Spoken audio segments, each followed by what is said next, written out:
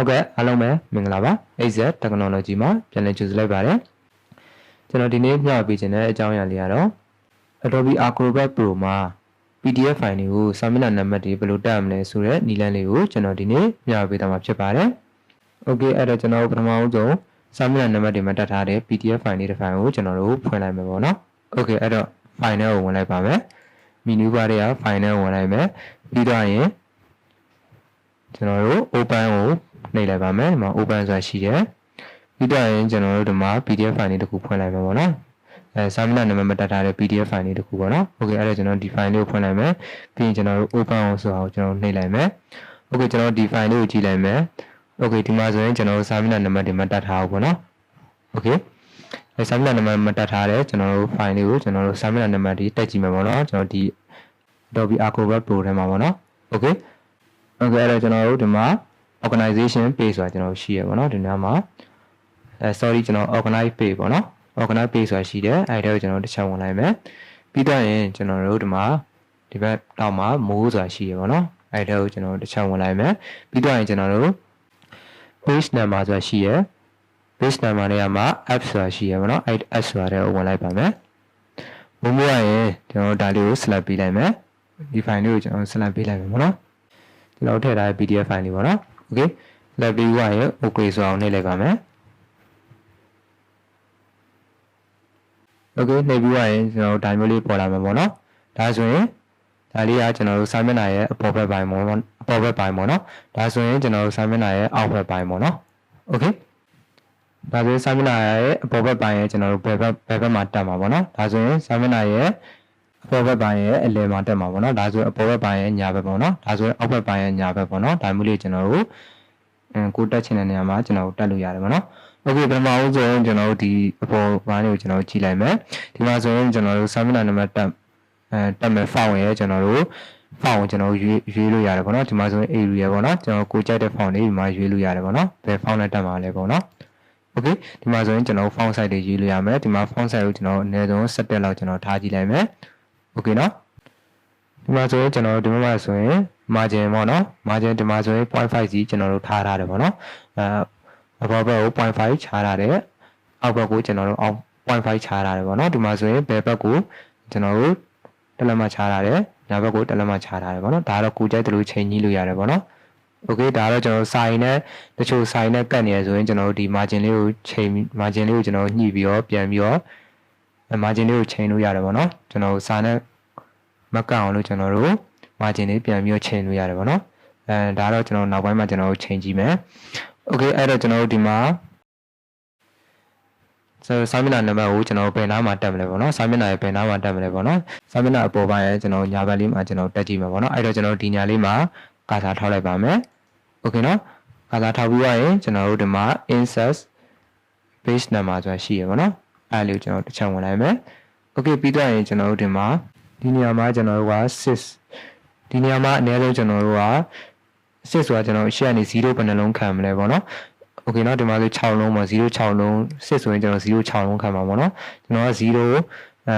ဒီအားကျွန်တော်စာမျက်နှာ20ပဲရှိရဖြစ်တဲ့အတွက်ကျွန်တော်တို့0တစ်လုံးမှခံမှာပေါ့နော် Okay တစ်လုံးမှခံမှာဆိုတော့ကျွန်တော်တို့0ရဲ့နံပါတ်ရယ်ဆိုတော့2ပေါ့နော် Okay ပြီးရင်ကျွန်တော်တို့ဒီနေရာမှာကျွန်တော်တို့နော်အနည်းဆုံးကျွန်တော်တို့3ပဲထားလို့ရမယ်ပဲနော် Okay အဲ့တော့ကျွန်တော်ဒီမှာ3ပဲထည့်လိုက်မယ်ပြီးကြမှာကျွန်တော်ပြောင်းလို့ရတယ်ပေါ့နော်အဲ့တော့ကျွန်တော်ဒီမှာ3ပဲထည့်လိုက်မယ်ဒီမှာ step number တော့ကျွန်တော်1ပဲထားလိုက်မယ်ပြီးကျွန်တော်တို့ Okay ပေးလိုက်မယ် Okay နော်ပြီးတော့ရင်ကျွန်တော်တို့ဒီနေရာမှာ page rate option ဆိုတာရှိရပါတော့ Okay အဲ့လေးကျွန်တော်တစ်ချက်ဝင်လိုက်မယ်ဒီနေရာမှာကျွန်တော်တို့ကစာမျက်နှာအကုန်လုံးစာမျက်နှာတက်မှာလားဒါမှမဟုတ်ကျွန်တော်တို့စာမျက်နှာဘယ်လောက်ကနေစပြီးတက်မှာလဲပေါ့နော်ကျွန်တော်ဒီမှာ page form ကိုကျွန်တော်နှိပ်လိုက်မယ် page form နှိပ်လိုက်မယ်ဆိုကျွန်တော်တို့ကဒီမှာစာမျက်နှာ20ရှိရဖြစ်တဲ့အတွက်ကျွန်တော်ဒီမှာစာမျက်နှာ20ထိပြထားတယ်ပေါ့နော်ဒီမှာဆိုရင်ကျွန်တော်တို့စာမျက်နှာ1ကနေစတက်မှာလားနော်ကျွန်တော်စာမျက်နှာ1ကနေမတက်ချင်ဘူးစာမျက်နှာ2ကနေကျွန်တော်စတက်ချင်တယ်ပေါ့နော်အဲ့တော့ကျွန်တော်2လို့ရေးလိုက်မယ်2 to 20ပေါ့နော် Okay အဲ့ဒါလေးကျွန်တော်ရေးလိုက်မယ်ပြီးရင်ကျွန်တော် Okay နှိပ်လိုက်မယ်ပေါ့နော် Okay ပြီးတော့ရင်ကျွန်တော်ဒီနေရာမှာကာစာထောက်ခဲ့တဲ့အတွက်ဒီနေရာလေးမှာလာပေါ်နေရပေါ့နော်ကျွန်တော်စာမျက်နှာအပေါ်ပိုင်းရဲ့ကျွန်တော်ညာဘက်တောင်လေးမှာလာပေါ်နေရကျွန်တော်ဒီနေရာမှာ3 shutter 1ပေါ့နော် Okay နော် အဲ့တော့ကျွန်တော်တို့ဒီနေရာလေးမှာ0ကိုကျွန်တော်တို့ကတစ်လုံးမှရှေ့မှာတစ်လုံးမှထားချင်တာဖြစ်တဲ့အတွက်3နေရာမှာကျွန်တော်တို့ဒီနေရာလေးမှာ2လို့ကျွန်တော်ပြောင်းပေးလိုက်မယ်နော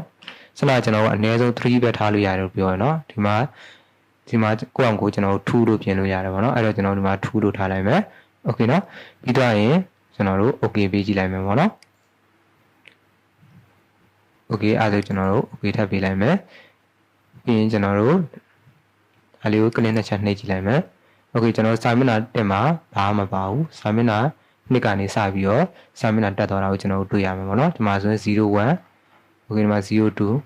မှာ03ဒါနဲ့ကျွန်တော်တို့ဒီအပေါ်ကမြင်းနဲ့ကျွန်တော်တို့ကတ်နေရပေါ့နော်โอเคဒီစာမျက်နှာနံပါတ်လေးကအပေါ်ကမြင်းနဲ့ကတ်နေတယ်အဲ့တော့ကျွန်တော်တို့ဘာလုပ်ရမလဲဆိုတော့ margin ချင်းရမယ်ပေါ့နော်โอเคအဲ့တော့ကျွန်တော်ဒီမှာကြည့်လိုက်မယ်နော်ဒီမှာစာမျက်နှာနံပါတ်တက်သွားပြီပေါ့နော်โอเคအဲ့တော့ကျွန်တော်တို့စာမျက်နှာဒီမြင်းနဲ့ကတ်နေရဖြစ်တဲ့အတွက်ကျွန်တော်တို့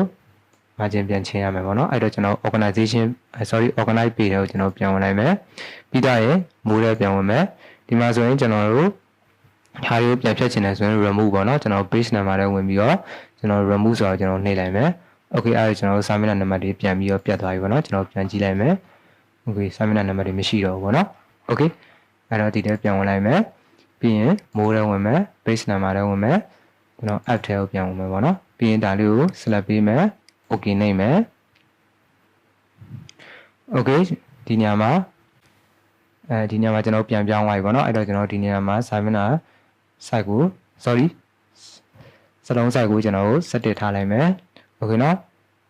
font တော့ကျွန်တော် font မျိုးစောက်တော့ area ပဲထားလိုက်မယ်ဒီမှာ margin ကျွန်တော်ချိန်ရမယ်ပေါ့နော်ကျွန်တော်စနအပေါ်ဘက်မှာထားကြရဖြစ်တဲ့အတွက်ကျွန်တော်တို့ကဒီ box ဆိုတဲ့နေရာမှာ 0.5 မဟုတ်ဘဲနဲ့ကျွန်တော်0.7 0.8 လောက်ကျွန်တော်ခြံကြည့်လိုက်မယ်ပေါ့နော်ဒါမှမဟုတ်ကျွန်တော်0.7 လောက်ပဲခြံလိုက်မယ် okay နော်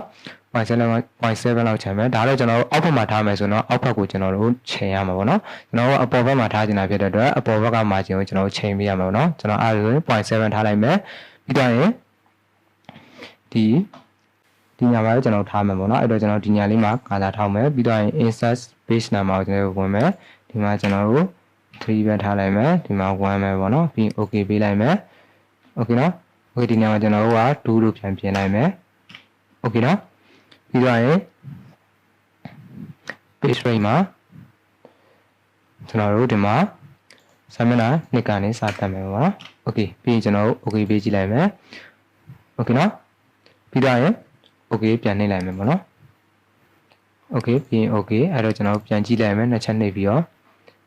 okay ဒါဆိုစာမျက်နှာ1 okay ဒါတော့စာမျက်နှာ2ကနေကျွန်တော်တို့စာမျက်နှာစပြီးတက်တာပေါ့နော်အဲ့တော့ဒီမှာ01ဒါတော့ကိုထားခြင်းလို့ထားလို့ရနော်ကျွန်တော်စာမျက်နှာ1ကနေလည်းကျွန်တော်စတက်လို့ရတယ်ပေါ့နော်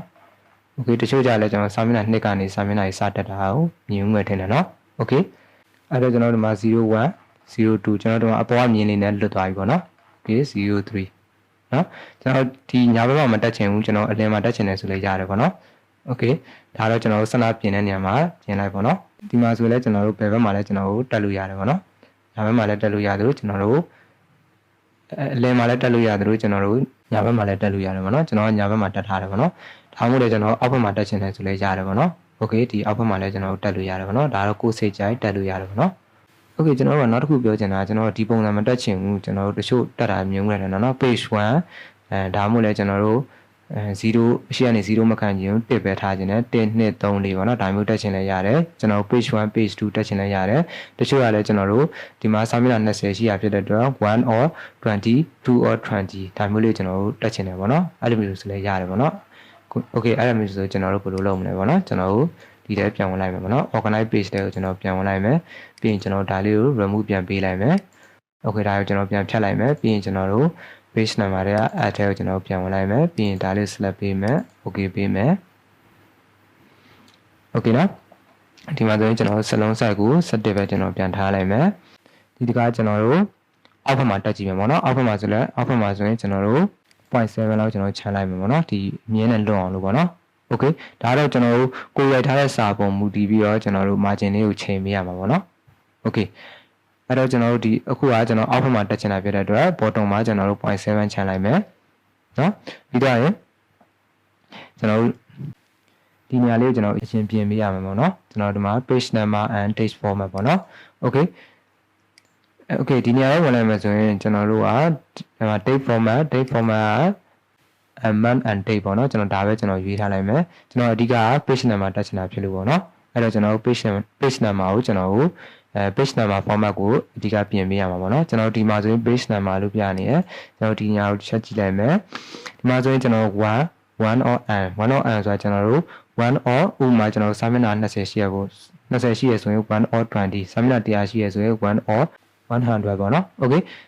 ဒါဆိုရင်ကျွန်တော်တို့1မြင်းဆောင်ကျွန်တော်စာမျက်နှာ20ဆို1မြင်းဆောင်20ပေါ့နော်ဒါဆိုရင်ကျွန်တော် page 1 page 2 page 3ပေါ့နော်ဒါဆိုရင် page 1 or စာမျက်နှာ20ဆိုရင် page 1 or 20 okay ဒါမျိုးလေးကျွန်တော်တို့ထားလို့ရတယ်ပေါ့နော်အခုကကျွန်တော်တို့ဒါလေးကျွန်တော်ရွေးကြည့်လိုက်မယ်နော်1 or n ဆိုတော့ကျွန်တော်ရွေးကြည့်လိုက်မယ် okay ဒါတော့ကျွန်တော်ကိုယ်စိတ်ကြရွေးလို့ရတယ်ပေါ့နော်start page number ကျွန်တော်1ပဲထားလိုက်မယ်ပြီးရင်ကျွန်တော် okay နေကြည့်လိုက်မယ် okay နော် okay နော်ဒါလေးကျွန်တော်ပြင်ပြသွားပြီဆိုရင်ကျွန်တော်တို့ page frame နဲ့ကျွန်တော်သွားလိုက်မယ် page frame မှာကျွန်တော်တို့စာမျက်နှာနံပါတ်ဘယ်လောက်ကနေစတက်မလို့เนาะဒီမှာဒီတခါဆိုကျွန်တော် all page ပေါ့เนาะစာမျက်နှာအကုန်လုံးကျွန်တော်တက်လိုက်မယ်ပေါ့เนาะစာမျက်နှာတစ်ကိုမချန်တော့ဘူး okay အဲ့တော့ကျွန်တော်ပြီးလိုက်မယ်ပြီးတော့ရင်ကျွန်တော်တို့အောက်ဘက်မှာကျွန်တော်တက်ကြည့်မယ်ပေါ့เนาะအောက်ဘက်ကျွန်တော်ညာဘက်လေးမှာကျွန်တော်တက်ကြည့်မယ် okay เนาะအဲ့တော့ကျွန်တော်ဒီနေရာလေးကိုကလစ်ထားလိုက်မယ်ပြီးတော့ကျွန်တော် insert page number ဆိုတော့နှိပ်လိုက်မယ် okay เนาะ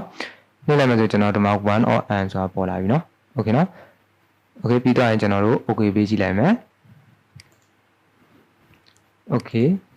ဒီမှာကျွန်တော်တို့အလေးကို click နဲ့ချက်နှိပ်ကြည့်လိုက်မယ် view ကြည့်လိုက်မယ်ပေါ့နော်အဲ့ဒါကျွန်တော်တို့ဒီမှာအောက်ကိုဆင်းကြည့်လိုက်မယ်ဒီမှာဆိုရင်1 or 20ပေါ့နော်